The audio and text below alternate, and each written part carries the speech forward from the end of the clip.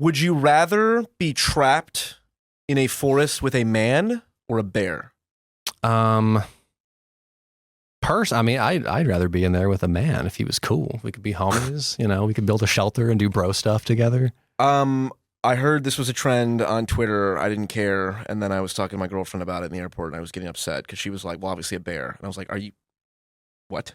Are you? Yeah, because do you know what a bear is? Because they're scared of being assaulted by a random man in the forest. And in the process of the conversation, some things were elucidated. First off, I understand the way I first heard it was if you are dropped in the middle of the forest, either with a bear or a random man, like just plucked from the general population.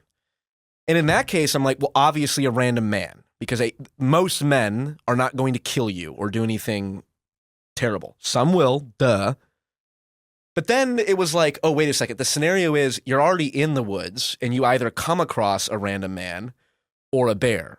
And then I was like, okay, actually, I'd probably pick the bear because some random guy in the woods is probably a Texas Chainsaw Massacre guy, right? So I was like, okay, fair. That makes sense. And then Anton pointed out, Gold Becoming, one of P.F. Young's many orbiters, pointed out, he was like, well, I picked the man because if you encounter a random man, it's probably a park ranger. I was like, oh. And then I realized at that moment, this whole thing's a fucking psy-op. This entire question. It's a Rorschach ink blot test. I know. It's I don't know. Do you have thoughts on the cultural significance of it and the debate? Yeah. I mean, I think that one thing I've become more cognizant of in recent years is how different women's experience is than ours in terms of like they cannot walk alone at night in most places, and they genuinely have to live with this constant fear of being assaulted by men because it happens so often. And most of my life I was like, maybe like 5% of guys or like less would be like a rapist, but it's a very, very high number of men that would take advantage of a woman. What do you if they think could. The percent of men that it is? I don't feel comfortable saying a number. I just know from stories that I believe you verbatim just said it's a very high. I do think it's high. It's higher than 5 for sure. Percent? Yeah, absolutely. Yeah, probably. Just because the stories that my girlfriend has, that all of her friends have, that I've been around women a lot more in a context where they're like talking about their experiences with men, is like, yeah, it's actually very scary how like they all know like many people that have been like assaulted at parties and stuff. And so I understand, okay, they'd have a totally different experience. They have been assaulted by people and know kids that have been assaulted by men who were beloved by their whole families and towns that nobody ever saw coming. And it could be like anybody. And so that has definitely changed my perspective and made me a lot more like, empathetic towards that experience and being like, yeah, I get men can be very sketchy, and they're safer off assuming that a guy is probably going to do that than not, I remember my mom, when I was probably like 5 years old or so, around there, she said something like, you have to remember, Paul, like when women walk down the street, it's different. And that stuck in my head. Mm-hmm. And I understand all that. So much so that some would rather be in a forest with a bear than a man. And like I said, that's crazy. If it was a Texas Chainsaw Massacre guy, I'd rather be with a bear as well. Yeah. On this topic, because I was talking about this earlier today, actually. Sexual assault, I think it's like 70, 80% or more involve alcohol. Mm-hmm. Why not make alcohol legal on college campuses? Because it wouldn't work. It just wouldn't work. I mean, what do you mean? People would still drink. I mean, they just like sneak alcohol. And like you were talking with Andrew about, I mean, it doesn't work to try to ban. We make it illegal for 18-year-olds. Substances. Or sorry, 17 for high schoolers. I mean, most people start drinking when they're like 15 or 16. Hold on. Let me revise my words. Not illegal, but here's the rule. If you get caught at a university with alcohol, you get kicked out of the university. That would prevent not all sexual assaults, but it would drastically reduce the amount of sexual assaults. It might reduce the number. So why not? I guess it would be the trade-off between the loss of freedom and potential benefits that drinking grants you versus the trade-off. Getting drunk and having fun, preventing sexual assault. Which one is more important? Preventing sexual assault. So let's make alcohol.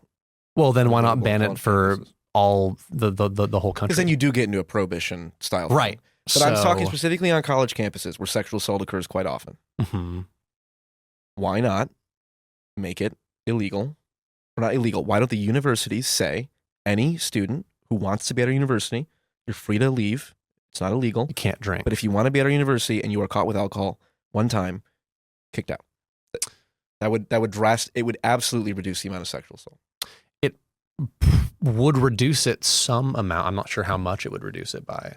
Me neither, but we do know the statistics around what percentage of sexual assaults involve alcohol. And it's very, very high. And I'll tell you, I worked at a bar in college and I saw many, many, many couples, at least, let's say 100, I said probably 200 or more, but I saw probably 200 couples, guy and girl, almost stumbling. Let's say half of them were in a relationship. Okay, fine.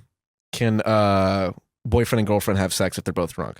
Can you give consent when you're drunk? It's like, these are not easy questions, because I would say absolutely a boyfriend and girlfriend who are both drunk can have sex with each other, and that happens all the time. And if we labeled that the same as actual sexual assault, we are very much minimizing the problem of sexual assault. Mm-hmm. But then there are the people who just met at the bar or something like that. It's like, and I just remember thinking, it's like I probably just by statistics saw someone, leave the bar who later was sexually assaulted. Yeah, probably.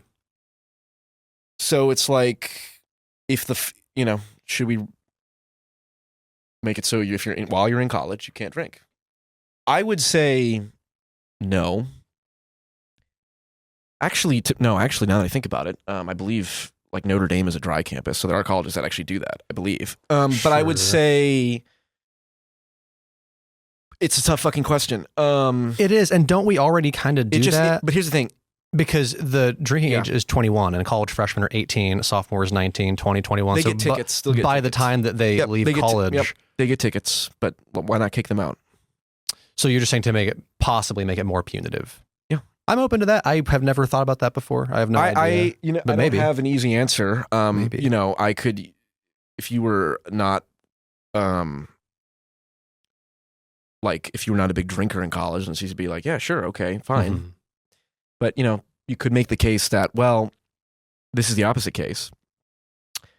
This runs along lines of a different case or argument is, people are going to drink alcohol at some point in their lives. That's why prohibition doesn't work. Mm-hmm. So you ideally, when kids are going to experiment, when 18, 19, 20-year-olds are going to experiment with alcohol, you want them to do it in a setting that it's at least somewhat controlled. And arguably a university campus is more controlled. I was in a fraternity. I believe all the rules at every single university now are anytime a fraternity has a party, there is someone at the door checking people in, checking like when they leave and all that. It's a very systematic process. The university has complete visibility. They can walk into the parties anytime because they're technically campus that's organizations. Smart. That's smart. I agree, which is why I'm against people say we should ban fraternities because that's where all the sexual assault happens. Like you've just pushed that into the fucking, sheds out in the fucking woods or whatever. So I think the argument against making it, have the universities being more strict on it is this is a part of life and it's better that gets, hashed out, we could say. Yeah. And it's like, well, are we willing to risk massive amounts of sexual assault for that? It's like, well, given the fact that we haven't done that, the answer appears to be yes. Mm-hmm. And, yeah, that's very interesting. I don't know. Yeah, it's just about the traidoffs and what would produce. And the reason I bring this up is because it's like I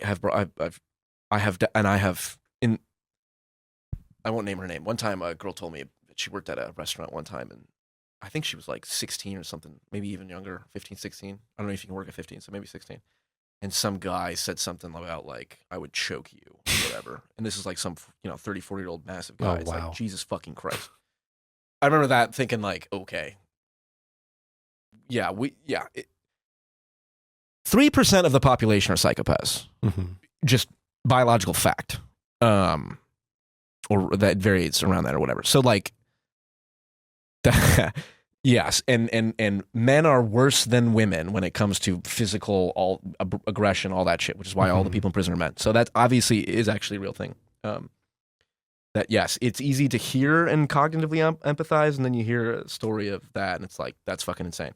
Yeah. But I've had conversations like, well, why not ban alcohol? And it's kind of like, yeah, it's not an obvious answer. And I do think the answer is because alcohol is a part of our society, and you need to learn how to deal with it, and all that. Yeah, and would the punishment be worse than the crime? Like, would people who drink and do it innocently get thrown in prison for life or something? Where, like, would that end of itself be a worse result than the gains that we would make? Yeah. Very interesting question, though. Yeah. Yeah. I don't know.